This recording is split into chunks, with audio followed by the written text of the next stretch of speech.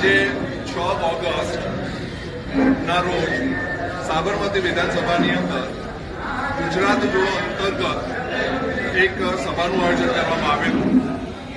સભાના જે અમારા સાબરમતી વિધાનસભાના જે પ્રભારી છે અમિતભાઈ પંચાલ, એમના દ્વારા ચાંદોડિયા બ્રિજની નીચે આવેલ સૌરાષ્ટ્ર સેવા ટ્રસ્ટ નામનો એક હોલ છે, એનું 12 દિવસ પહેલા બુકિંગ કરવામાં આવેલું. આ બુકિંગની અંદર સ્પષ્ટ એમના દ્વારા એવું લખાવવામાં આવેલું કે અમે આમ આદમી પાર્ટીનું એક સભાનું અહીંયા આયોજન કરવાના છે.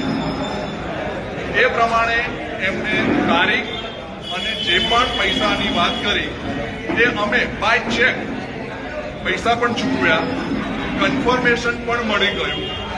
અને આજના રોજ 3-3:30 વાગે જ્યારે અમે સભાની પહેલા તૈયારી કરવા માટે અહીંયા આવ્યા, અમારું સાઉન્ડ લઈને કે અમારી ચેર્સ લઈને, ત્યારે અહીંના ટ્રસ્ટીઓ દ્વારા અહીંયા સભા નહીં કરવા દેવા માટેની વાત કરવામાં આવી. જ્યારે અમે આ વસ્તુ માટે દલીલ કરી ત્યારે એમનું એવું કહેવું હતું કે અમને ઉપરથી પ્રેશર છે, અમને એએમસીનું પ્રેશર છે. કેવું પ્રેશર?